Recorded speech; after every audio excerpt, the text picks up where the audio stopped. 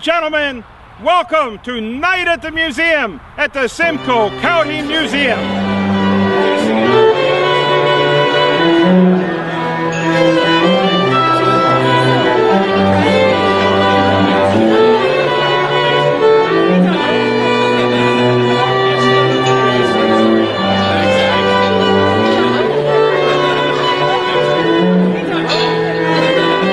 Thank you for joining us this evening.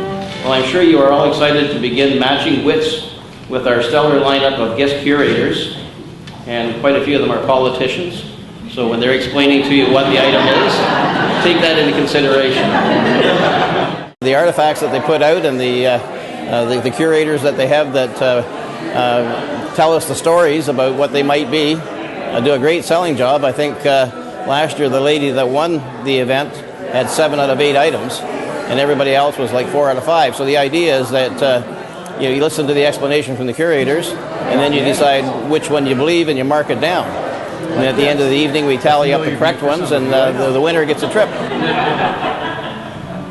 So Thomas Sherman stayed with the Coop and Lent Circus all the way through and made his way to Pittsburgh. Well, what we have here is a refrigeration unit. This is the Icy Ball refrigeration unit. When they called us up and asked to be guest curators, I feel very, very special. I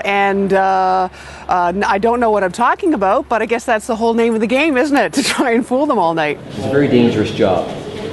Bringing 2 huge trains together. Well, the museum is a magic place, and it always has been ever since I was a kid growing up in Toronto. You can read about history in a book, but at the museum, you can feel it. This not only helped Morris continue to work, but rail hands right across Canada.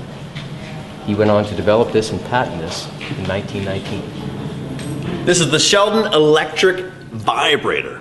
Basically, it helps replace the professional masseuse, curing all ailments, including constipation, watery eyes, sore throat, among other things.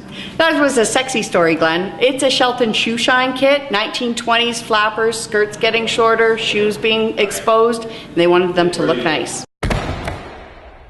Well, this is very clearly a soup tureen from Victorian times, and of course the Victorians were all about impressing people and having elaborate pieces, and this obviously was what they would have served soup in at dinner.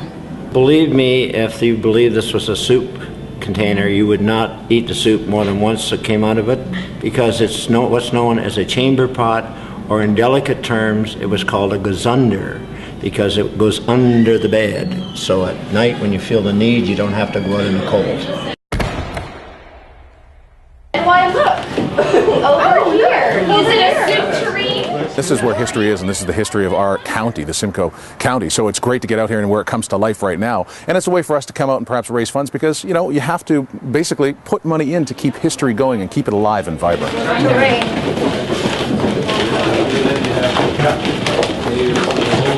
It's a gem that a lot of people don't really know unless they come to it. Unfortunately, I was a school principal, and I've been out here for years, but I can tell you even after that length of time, when I bring my grandkids here, you can't hardly get them away. Night at the Museum supports our museum events and exhibits and activities that we have here, so it gives us the opportunity to do things like build a World War I trench that we're doing to develop a program for grade 10 students. Gives us a chance to bring in traveling exhibits. We have some really great ones from the Royal Ontario Museum actually coming up about fakes, frauds and forgeries, so it ties in nicely to the event too. But the fundraising just really helps us to be able to do lots of things and bring lots of activities for the people of Simcoe County.